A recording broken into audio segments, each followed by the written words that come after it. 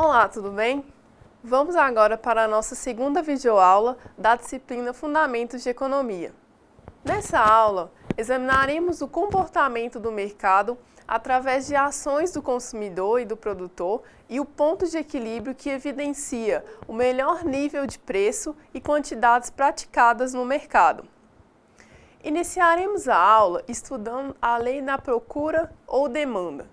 Segundo Rossetti, a procura de determinado produto é determinada pelas várias quantidades que os consumidores estão dispostos e aptos a adquirir, em função de vários níveis possíveis de preços, em um dado período de tempo. Para explicar essa regra, vamos partir da seguinte ilustração. Pense em uma TV, não importa a marca, mas que só exista uma única peça em uma única loja na cidade em que você mora. Não existe previsão de chegada de novas unidades dessa TV. Nessa cidade, várias pessoas estão dispostas a comprar essa TV. Por quanto a loja irá vender? Pelo preço que quiser, não acha? Agora, a situação inversa.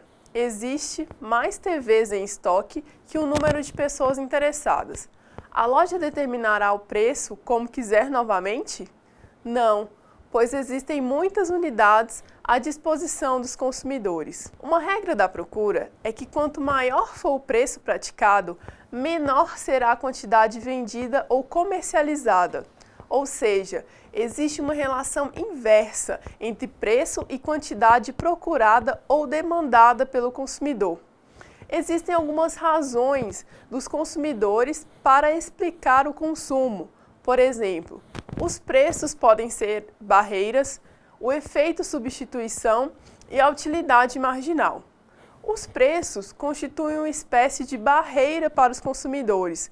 Quanto maior for o preço, menor será a quantidade de pessoas dispostas a pagar por este produto. Quando o preço de um determinado produto aumenta, o consumidor procura alternativas de consumo, e isso chamamos de efeito substituição. E a última razão é que quanto maior for o número de produtos no mercado, sua utilidade tende a ser menor e vice-versa. Vocês conferiram o que significa a curva da procura. Quando um preço aumenta, o que as pessoas fazem? Procuram alternativas com produtos similares mais baratos, como por exemplo, trocar o táxi por ônibus, ou um carro por uma moto, ou comprar frango em vez de carne bovina, e vários outros exemplos. Viram também que os preços são uma barreira para os consumidores. Logo, não adianta as empresas comprarem o que quiserem, porque poderá não existir consumidores. Vocês conheceram como as empresas de pesquisa, por exemplo, o IBGE, o Instituto Brasileiro de Geografia e Estatística, determinam o comportamento de um grupo de indivíduos diante do aumento de preços. O que significa elasticidade e como devemos então interpretá-la? Esse estudo necessita do conhecimento da condição ceteris paribus que vimos na aula anterior. Então vamos lá. A elasticidade de preço da procura trata da medição dos níveis de interesse por parte dos consumidores em aceitar ou não o aumento de preços. A elasticidade é um conceito muito importante na economia, pois trata da medição dos níveis de interesse por parte dos consumidores em aceitar ou não o aumento de preços. Por exemplo, se uma empresa aumenta seus preços, a quantidade vendida tenderá a cair. Porém, cairá quanto? Uma regra da procura é que quanto maior o preço for praticado, menor será a quantidade vendida ou comercializada. O quadro mostra que para um nível de preço de R$ 2,50, a empresa irá comercializar 16 mil unidades. Ao passo que se o preço subir para R$ 3,00, a quantidade vendida cairá para 14 mil unidades. Essa é a elasticidade preço da procura. Como devemos calcular essa elasticidade? Observando a tabela, a variação do preço de R$ 3,50 para R$ 4,00 é de 50 centavos. Logo, a variação da quantidade nesses mesmos níveis de preço são de 2.000 unidades, 12.000 menos 10.000. Basta dividir a variação da quantidade pela variação do preço. Seguem algumas variações quanto à elasticidade de preço da procura. Usando como base o número 1, temos a seguinte classificação. Pela tabela 2, podemos examinar com maior atenção como ela é calculada. Os economistas calculam a elasticidade de preço da demanda como a variação percentual da quantidade demandada dividida pela variação percentual do preço, como mostra a primeira fórmula. Por exemplo, suponhamos que um aumento de 10% no preço do sorvete de casquinha cause uma queda de 20% na quantidade de sorvetes que você compra. Sua elasticidade da demanda será calculada da seguinte forma: 20% dividido por 10% igual a 2. No exemplo, a elasticidade é 2, indicando que a variação da quantidade demandada é 2 vezes maior do que a variação do preço e, portanto, as quantidades procuradas são sensíveis à variação de preços. Como a quantidade demandada de um bem está negativamente relacionada com o seu preço, a variação percentual da quantidade demandada sempre terá sinal oposto ao da variação percentual do preço. Neste exemplo, a variação percentual do preço é de 10% positivos, refletindo um aumento no preço, e a variação percentual da quantidade demandada é de 20% negativos, refletindo uma diminuição na quantidade demandada.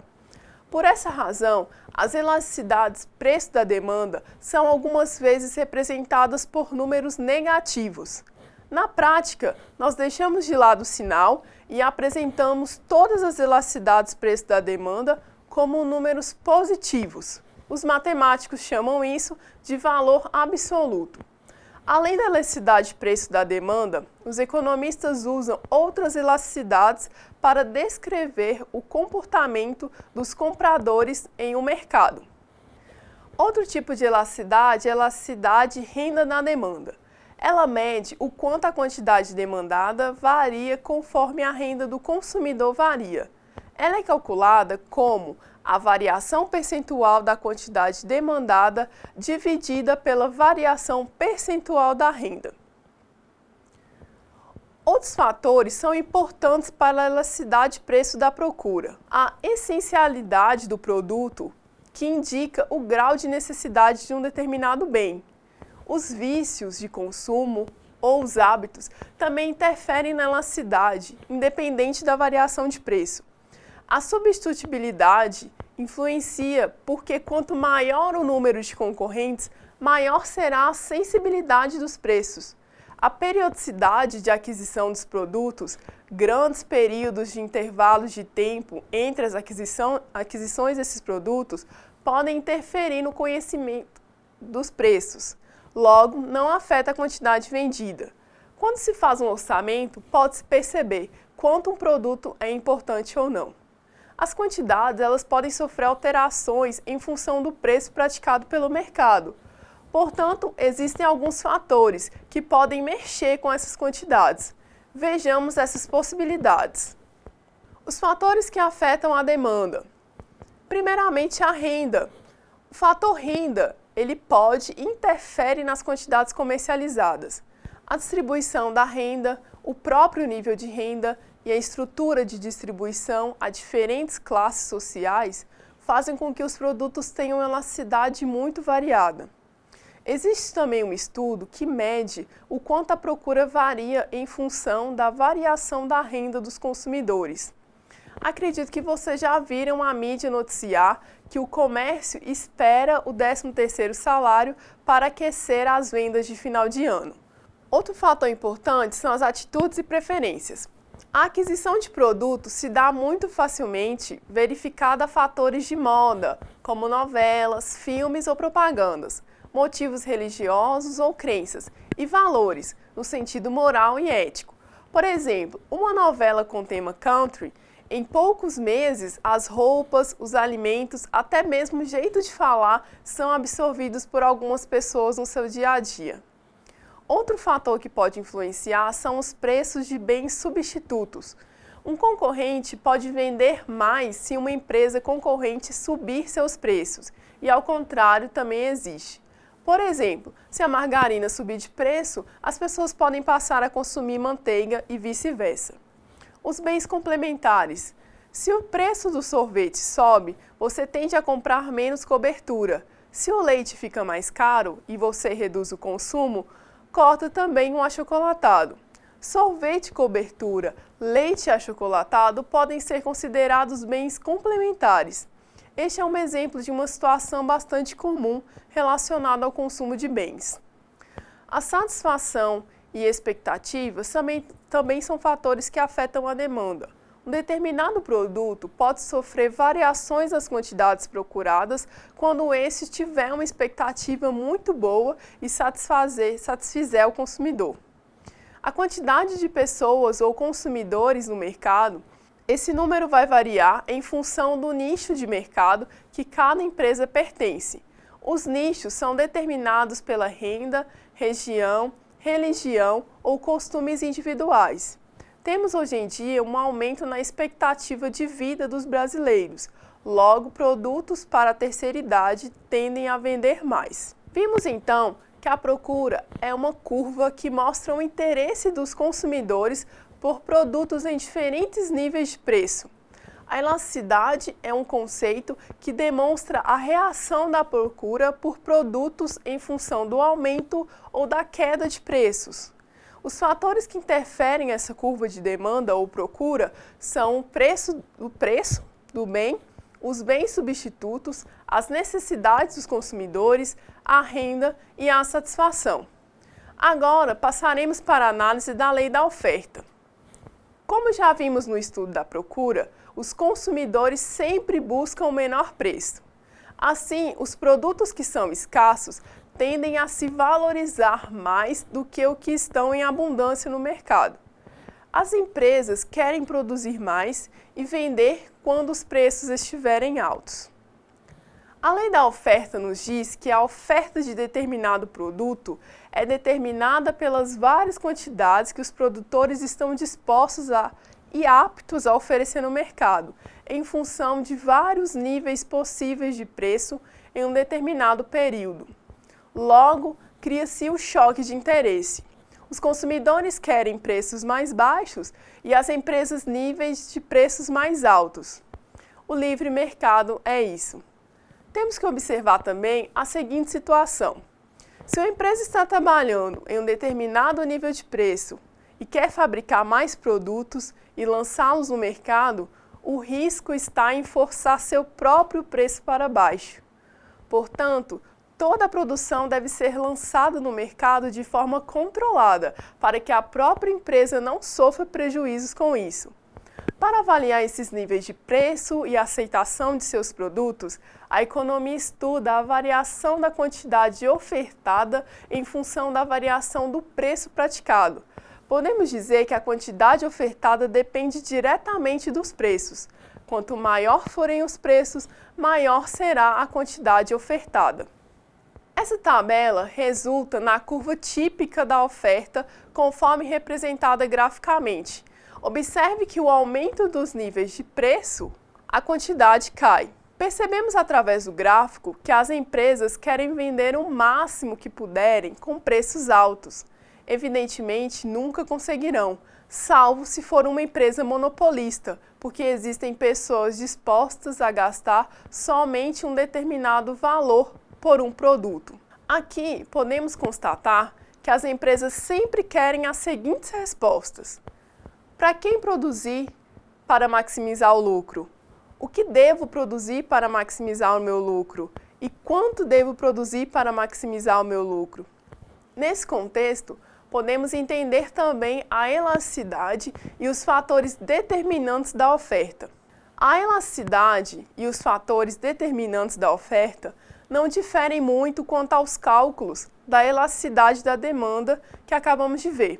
No entanto, há uma diferenciação se partirmos do ponto de vista das empresas. Por isso, se imagine dono de uma empresa qualquer e vamos lá. A curva da elasticidade da oferta indica que cada unidade de preço alterada pode ou não ocorrer uma variação significativa na quantidade ofertada.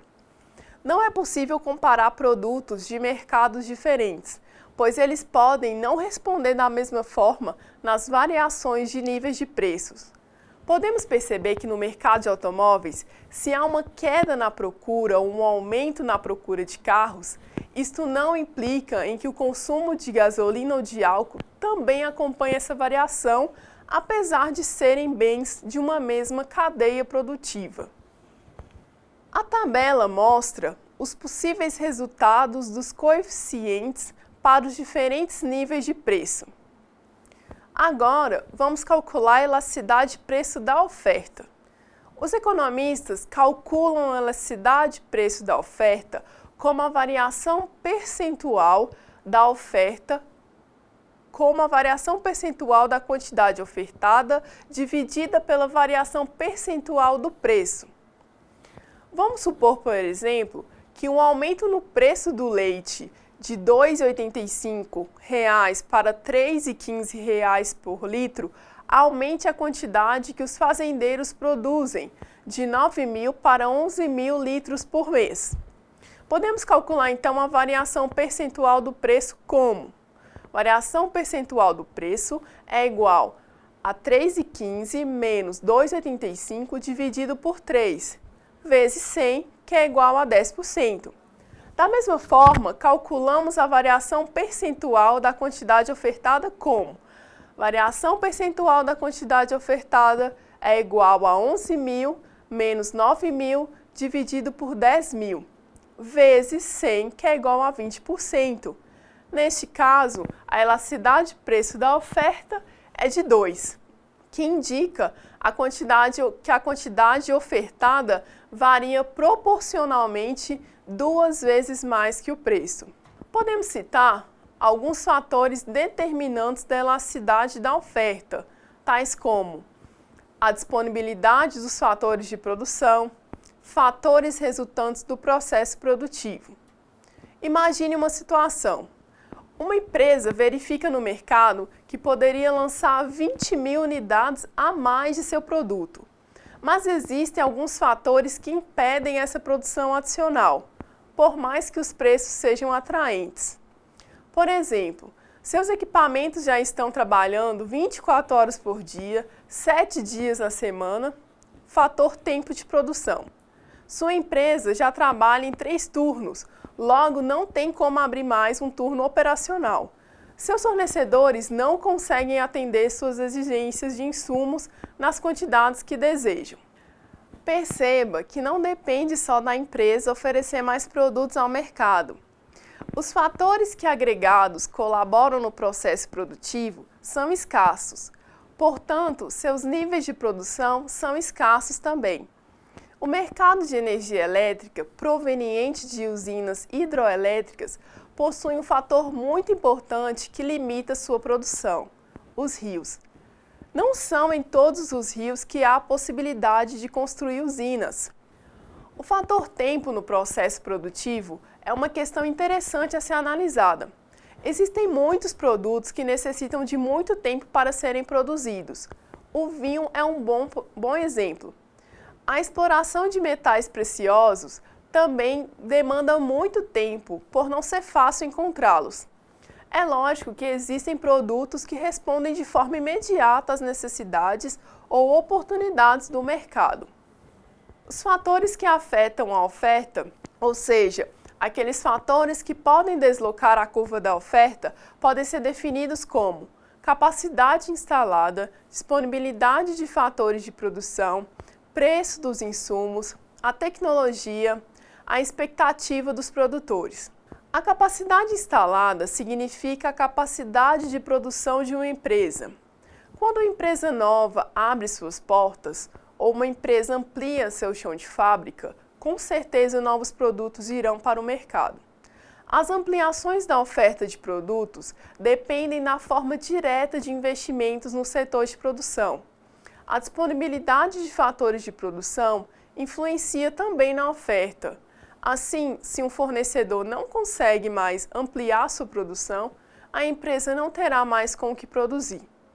O preço dos insumos cria um impacto no processo produtivo, pois amplia ou reduz os custos operacionais. Logo, a empresa deverá estar preparada ou ser ágil nas decisões quando houver um repentino aumento de preços e de seus fornecedores, para que não prejudiquem seu desempenho no mercado.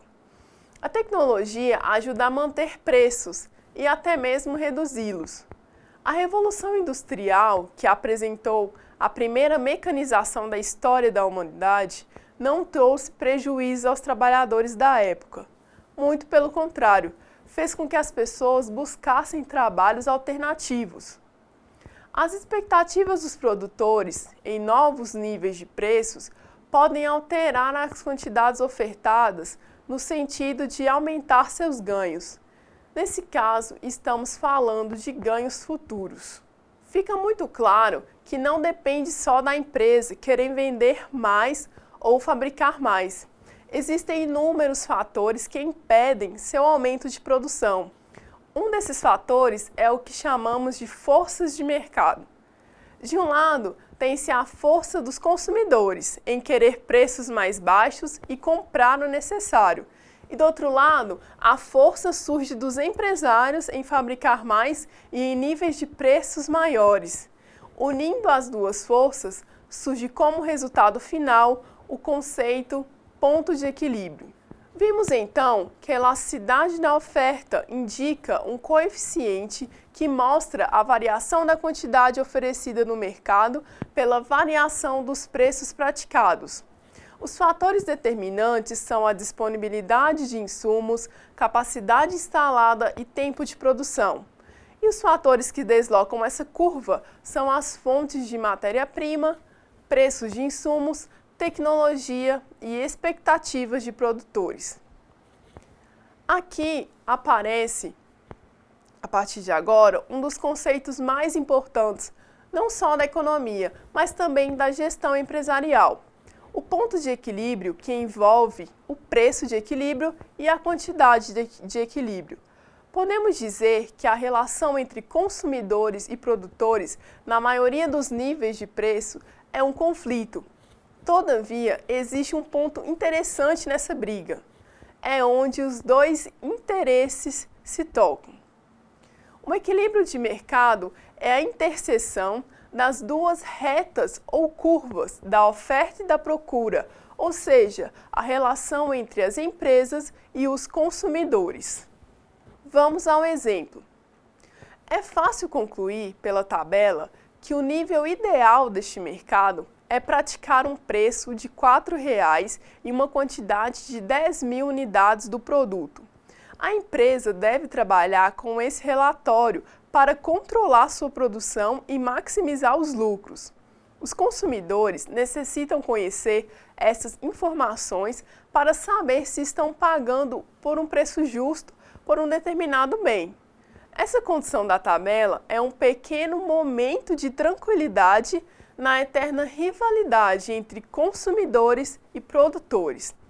O gráfico mostra a interseção das duas curvas, a da oferta e a da procura, e é justamente nesse ponto de interseção que ocorre o ponto de equilíbrio, níveis ideais de preço e quantidade para este mercado. Todavia, a movimentação do ponto de equilíbrio ocorre nas alterações de preço e quantidades existentes. Agora fica mais fácil a identificação daquele dito popular: quanto mais existe no mercado, mais barato é, e vice-versa. Quando a procura se expande e a oferta permanece inalterada, o ponto se desloca para um nível mais alto. Ou seja, quando há muita procura por um determinado produto e a empresa não aumenta a sua quantidade no mercado, esses preços aumentarão. Quando a procura se retrai e a oferta fica estagnada, ocorre o inverso do exemplo anterior. Quando não há procura por um determinado produto, o preço sofrerá queda. Quando a oferta aumenta e a procura continua inalterada, agora existe uma força por parte dos consumidores para derrubar os preços. Logo, o ponto de equilíbrio se deslocará para baixo no gráfico. E para concluir, se a oferta se retrai e a procura permanece inalterada, os preços tendem a subir, porque o produto passa para a classificação de escasso. Logo, o ponto de equilíbrio se deslocará para cima do gráfico. Assim, o ponto de equilíbrio é a interseção das retas da oferta e da procura e mostra o melhor nível de preço e quantidades praticadas no mercado. Nesse sentido, existe um momento de paz no mercado quando as empresas acham os preços ideais a serem praticados e os consumidores concordam e pagam por esse preço. Então, nós vimos como a oferta e a demanda juntas determinam o equilíbrio de mercado, o que por sua vez determina o preço e a quantidade do bem que os compradores compram e os vendedores vendem. É claro que o preço e a quantidade de equilíbrio dependem da posição das curvas de oferta e de demanda. Quando algum evento desloca uma dessas curvas, o equilíbrio do mercado muda, resultando em um novo preço e uma nova quantidade trocada entre compradores e vendedores. Ao analisarmos como algum fato afeta o mercado, fazemos isso em 3 etapas. Em primeiro lugar, verificamos se o fato desloca a curva da oferta, a curva da demanda ou, em alguns casos, ambas as curvas. Em segundo, verificamos se a curva se desloca para a direita ou para a esquerda. E em terceiro, usamos o diagrama das curvas de oferta e de demanda para comparar o equilíbrio inicial com o novo equilíbrio, para ver como o deslocamento afeta o preço e a quantidade de equilíbrio. A partir de agora, nós estudaremos o modo de pensar dos consumidores que implicam em suas decisões de compra. Lembrando que essa parte da matéria tem um vínculo muito forte com a psicologia, porque lidamos com interesses pessoais. Os conceitos que estaremos verificando abaixo fomentaram a teoria neoclássica, apresentada por Marshall na virada do século XIX para o século XX. Vejamos os seguintes princípios. A utilidade é um conceito passível de percepção e de mensuração. As necessidades são pessoais. Logo, a utilidade de um mesmo produto pode ser diferente de um grupo para outro. Tal utilidade pode ser gerada por experiência ou por indicação. O consumidor age racionalmente para buscar uma satisfação máxima de unidade de um produto. A compra de novas unidades de um mesmo produto também é feita racionalmente. Para isso, voltamos ao item anterior que classifica utilidade como uma experiência já vivenciada. Os preços e a renda são os fatores que limitam a maximização da utilidade de um produto. Um consumidor adquire novas unidades se o preço não sofrer alteração ou se a sua renda permitir. Alguns fatores podem definir o comportamento do consumidor, tais como fator cultural, fator social e o fator induzido. Observe que estamos estudando conceitos ligados à sua decisão de comprar, como utilidade, preços e renda. Isso implica na questão cultural, porque somos constantemente bombardeados com propagandas que incentivam o consumo, no qual o verbo gastar é relacionado a possuir coisas, muitas vezes desnecessárias. Agora, veremos alguns conceitos empresariais que também são utilizados na contabilidade e na administração para definirmos o que é lucro ou prejuízo de uma empresa. Esses itens são importantes para um gestor, pois relatam conceitos básicos da gestão financeira. Todas as empresas buscam uma meta, a maximização do lucro.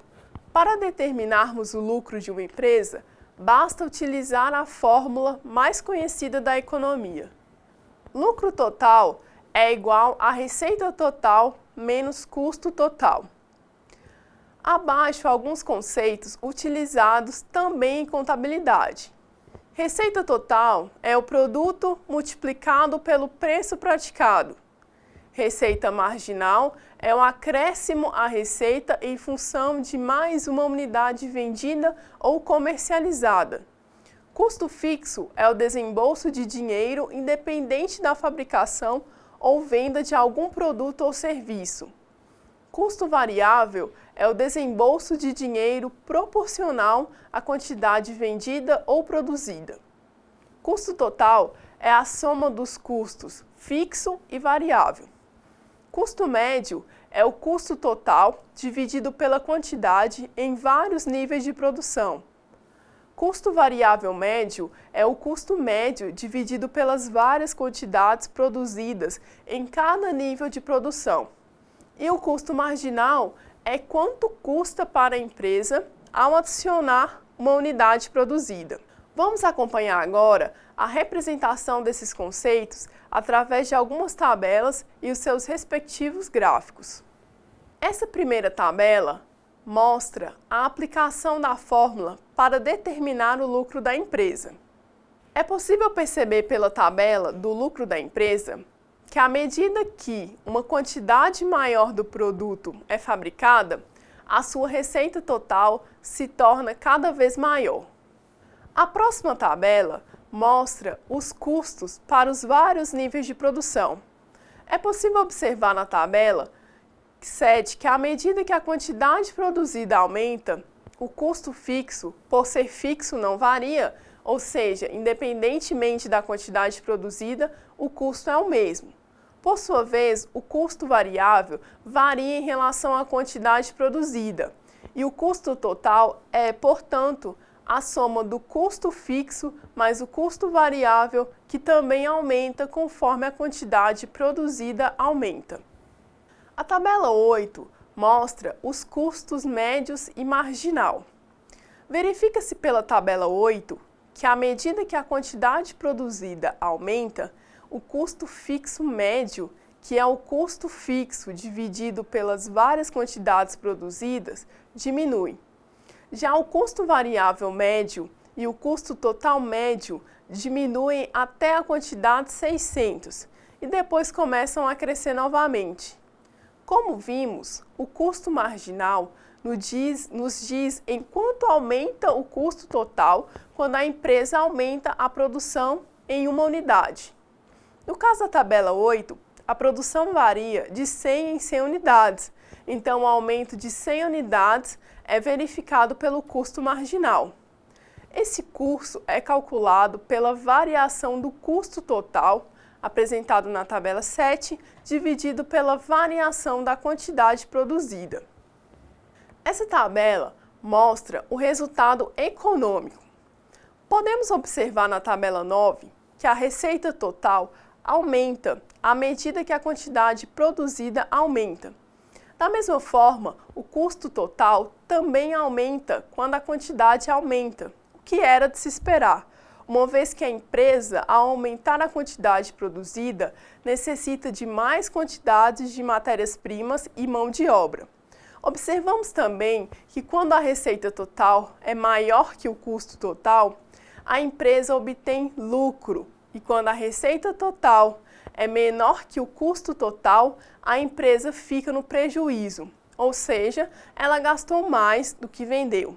Com várias ferramentas de gestão, acredita-se que uma das mais importantes seja chamada economia de escala, onde a empresa, através de várias tabelas, como as que demonstramos aqui, pode e deve avaliar cada nível de produção, para verificar se sua produção está sendo rentável ou não. Atualmente, o comportamento empresarial está vinculado a atitudes, a objetivos e muito planejamento. A administração estratégica proporciona uma visão de longo prazo na gestão, possibilitando planejamentos individuais. Vimos então os conceitos de lucro e prejuízo, e as definições de receita, receita marginal e média, e custos, custo médio e custo marginal. O principal objetivo das empresas é, portanto, obter lucro. Chegamos ao fim da nossa segunda videoaula. Espero que vocês tenham gostado e até a próxima!